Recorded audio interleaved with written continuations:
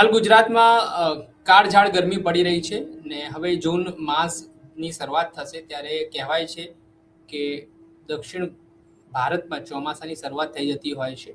ત્યારે આ વખતે ગુજરાતમાં ચોમાસાની શું સ્થિતિ રહેવાની છે, વાવાઝોડાની શું અસર છે, હાલ કોઈ સિસ્ટમ સક્રિય છે કે નહીં, સાથે જ ખેડૂતોને લઈને જે ગુજરાતમાં સ્થિતિ નિર્માણ પામી છે, ડીઝલ નથી મળી રહ્યું ને ધાંગધ્રામાં હાઇબ્રિડ વીજ લાઇનને લઈને વિરોધ ચાલી રહ્યો છે. તે તમામ બાબતે આપણે હવામાન નિષ્ણાંત પરેશ ગોસ્વામી સાથે સીધી ચર્ચા કરીશું, કેમ કે ખેડૂત મુદ્દે તેઓ સતત લડાયક ભૂમિકામાં જોવા મળતા હોય છે.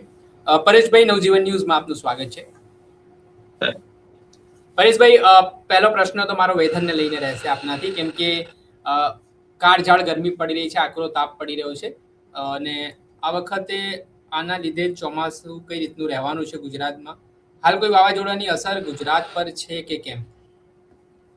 જો ફેજાનભાઈ, પહેલી વાત તો એ છે કે અત્યારે ચોમાસું છે મજબૂત રીતે આગળ વધી રહ્યું છે. બંગાળની ખાડીના ઘણા બધા વિસ્તારોની અંદર ચોમાસું ફરી વળ્યું છે. સાથે શ્રીલંકાના ભાગો અને જે અરબ સાગરના અમુક વિસ્તારો છે ત્યાં પણ ચોમાસું આગળ વધ્યું છે. ચોમાસાની બે પાંખ હોય, એક પૂર્વ અને પશ્ચિમ પાંખ. જે પૂર્વ પાંખ છે એ બંગાળની ખાડી, અમદાવાદ, નિકોબાર ટાપુ થઈને આગળ નીકળી ચૂકી છે. પશ્ચિમ પાંખ છે એ પાંખની અંદર અત્યારે ચોમાસું છે કેરળની જમીની ભાગોથી થોડુંક આગળ ચાલી રહ્યું છે ઉત્તર તરફ.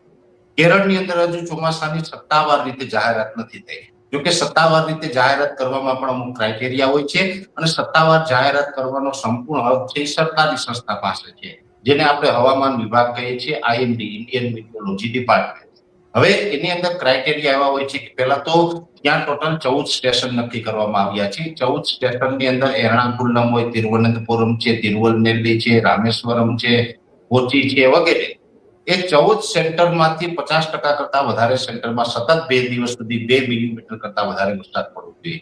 આ પ્રથમ ક્રાઇટેરિયો. બીજો ક્રાઇટેરિયો એની અંદર એવો છે કે પવનની જે દિશા છે પશ્ચિમ દિશાની હોવી જોઈએ. કેરળનો જે દરિયાકાંઠો છે એ કેરળના દરિયાકાંઠે પશ્ચિમ દિશાના પવન ફૂંકાવા જોઈએ અને પવનની ઝડપ છે મિનિમમ 35 કિલોમીટર પ્રતિ કલાકની હોવી. ત્રીજો ક્રાઇટેરિયો છે OLR. OLR નું ફૂલ ફોર્મ થાય છે આઉટગોઈંગ લોંગ વેવ રેડિયેશન. હવે આઉટગોઈંગ લોંગ વેવ રેડિયેશન શું છે તો કે જે સૂર્યપ્રકાશ જમીન ઉપર આવે છે ને એનું પછી રિફ્લેક્શન થતું હોય છે.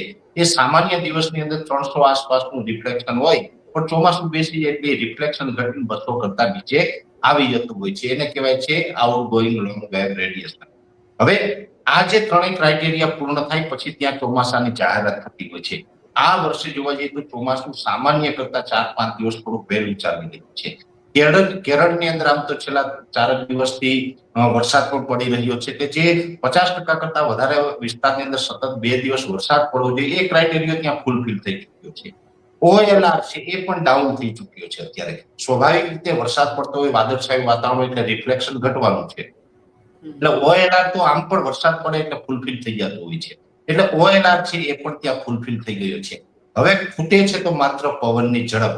પવન છે એ પણ કેરળના દરિયાકાંઠે અત્યારે પશ્ચિમના પવન આવી રહ્યા છે, દિશા પણ ઓકે છે, પણ ઝડપ થોડી ઘટી રહી છે. ઝડપ જે વધશે એટલે તુરંત ગમે ત્યારે આપણે અત્યારે જ્યાં સુધી ચર્ચા કરી રહ્યા છીએ આપણે બની શકે કે ચર્ચા પૂરી થાય ત્યાં સુધીમાં પણ કદાચ જાહેરાત થઈ શકે, આવતીકાલે પણ થઈ શકે, એના પછીના દિવસે પણ થઈ શકે. પણ આ જાહેરાત છે થશે અને કેરળની અંદર ચોમાસું છે અત્યારે સક્રિય થઈ ચૂક્યું છે. ચોમાસું ત્યાંથી આગળ ચાલશે.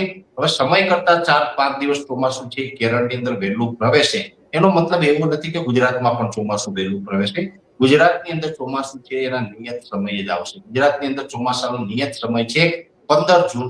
એમાં 24 કે 36 કલાક આગળ પાછળ થતું હોય એટલે એ જ મુજબ ચોમાસું ગુજરાતની અંદર નિયત સમય આવે તેવી સંભાવનાઓ છે. ખાસ કરીને અત્યારે જો ગરમી અને તાપમાનની વાત કરવા જઈએ તો સ્વાભાવિક રીતે અત્યારે અરબ સાગરમાં કરંટ છે, ચોમાસું સક્રિય છે એટલે અરબ સાગર ઉપરથી ભેજવાળા પવનો છે ગુજરાત તરફ આવી રહ્યા છે. એ ભેજવાળા પવનને કારણે ઉકળાટ અને બફારામાં સખત વધારો થઈ રહ્યો છે. તાપમાન જોવા જઈએ તો આ વર્ષે રેકોર્ડ બ્રેક તાપમાન પણ જોવા મળ્યું છે. એમાં પણ આ વર્ષે લગભગ ઘણા વર્ષનો રેકોર્ડ પણ તાપમાન તોડ્યો છે અને આપણે અતિ હાઈ તાપમાન પણ જોયું છે. હવે એમાં જે આપણે પેલા લગભગ ઘણા સમયથી એટલે કે 9 એપ્રિલથી સતત ઊંચું તાપમાન હતું એ ઊંચું તાપમાન આપણે કન્ટિન્યુ મે મહિનાના મધ્ય સુધી તો રહ્યું. હવે તાપમાન આ મે મહિનાનું છેલ્લું અઠવાડિયું ચાલી રહ્યું છે, માત્ર 2-4 દિવસ બાકી રહ્યા છે ત્યારે આ તાપમાન છે નોર્મલ નજીક આવ્યું છે. નોર્મલ નજીક આવ્યું છતાં પણ અત્યારે તાપમાન એવરેજ ગુજરાતની અંદર 36 થી 38 ડિગ્રીની રેન્જમાં છે અને આઇસોલેટેડ પ્લેસ ઉપર 39-40 ડિગ્રી છે. એટલે તાપમાન નોર્મલ છે. હવે કોઈ હીટવેવ નથી આવવાની કે 42-43 ડિગ્રી 44 ડિગ્રી તાપમાન થાય. આવું હવે થવાનું નથી. તાપમાન નોર્મલ આસપાસ રહેવાનું છે. છતાં પણ આપણે વધારે તાપમાનનો અહેસાસ થશે. શું કામ? તો કે ભેજવાળા પવન આવી રહ્યા છે એને કારણે ઉકળાટ અને બફારો છે. એટલે 36 ડિગ્રી તાપમાન હોય પણ ફિલિંગ આપને 41 ડિગ્રીની આવે. એટલે ફેજાનભાઈ એ ફીલ લાઈક કહેવાય. એટલે એ ફીલ લાઈક વધારે છે એટલે આપણે ઊંચા તાપમાનનો અહેસાસ ચોક્કસથી થશે. પણ તાપમાન નોર્મલ રહેવાનું છે. ઉકળાટ અને બફારો છે એ યથાવત રહેશે. એટલે ઉકળાટ અને બફારામાં કદાચ વધારો પણ થઈ શકે છે. એટલે આ પ્રકારની પરિસ્થિતિ અત્યારે ચાલી રહી છે. એક પ્રી મોન્સૂન એક્ટિવિટીનો રાઉન્ડ આવી ચૂક્યો છે જે આપણે 20 તારીખથી ચાલુ થયું હતું. ખાસ કરીને સૌરાષ્ટ્રના છૂટાછવાયા ગ્રામ્ય વિસ્તારની અંદર પ્રી મોન્સૂન એક્ટિવિટી પણ જોવા મળી. હવે બીજો પ્રી મોન્સૂન એક્ટિવિટીનો રાઉન્ડ છે 1 જૂનથી આવી રહ્યો છે. 1 થી 8 જૂનમાં પણ પ્રી મોન્સૂન એક્ટિવિટી થશે. જોકે જે આ 20 તારીખથી લઈને આજે 27 તારીખ સુધીમાં જે પ્રી મોન્સૂન એક્ટિવિટી થઈ છે એના કરતા 1 થી 8 જૂનમાં પ્રી મોન્સૂન એક્ટિવિટી છે એ વધારે વિસ્તારમાં હશે અને તીવ્રતા પણ વધારે હશે. જેમાં લગભગ મધ્ય ગુજરાત હોય, ઉત્તર ગુજરાત હોય, કચ્છ, સૌરાષ્ટ્ર હોય, દક્ષિણ ગુજરાત હોય, અનેક વિસ્તારમાં થશે. જો કે સાર્વત્રિક ન હોય કે એમાં કઈ વાવણી લાયક વરસાદ થાય એટલું બધું નથી થવાનું. પણ ઝાપટાઓ છે એ ચોક્કસથી પડવાના છે. ક્યાંય સામાન્ય ઝાપટા, ક્યાંય તીવ્ર ઝાપટા. આ પ્રકારનો માહોલ છે એ અત્યારે આપણે હવામાનનો રહેવાનો છે. ખાસ કરીને 15 તારીખથી પછી ચોમાસાની ધીમે ધીમે શરૂઆત થશે. અને શરૂઆતમાં ચોમાસું સામાન્ય રીતે ચાલશે. પછી ધીમે ધીમે ચોમાસાનો વેગ પકડશે. ખાસ કરીને આ ચાલુ વર્ષે ચોમાસું છે એટલે કે 2026 નું ચોમાસું છે ગુજરાત માટે કમસે કમ નબળું નથી રહેવાનું. ત્યારે કોઈ ખેડૂત ભાઈઓ ડરવાની કે ગભરાવાની જરૂર નથી. ચોમાસું સારું જ રહેશે. ચોમાસાની અંદર રેગ્યુલર વરસાદ પડશે. ખાસ કરીને ચોમાસું પાક પણ આપણે સારી રીતે લઈ શકાય. પાણીની વ્યવસ્થા થઈ જશે. કુવા, બોર, ડેમ બધું ઓવરફ્લો થઈ જશે ચોમાસું પૂર્ણ થતા. એટલે આપણે શિયાળુ પાક અને ઉનાળુ પાક પણ કરી શકશું ને એમ ચોમાસું એકંદરે સારું રહેવાનું છે. પરેશભાઈ, વાવાઝોડાની કોઈ અસર ગુજરાત પર દેખાઈ રહી છે કે નહીં હાલની પરિસ્થિતિ પ્રમાણે? અત્યારે વરસાદી જે સિસ્ટમો અરબ સાગર અને બંગાળની ખાડીની અંદર હવે ધીમે ધીમે બનશે. એટલે આમ જોવા જઈએ તો વાવાઝોડું બને એવા જે પરિબળો છે એ ફેવરેબલ ચોક્કસથી ગણી શકાય. પણ બનશે જ એવું અત્યારથી હજી કેવું થોડુંક અઘરું પડે છે.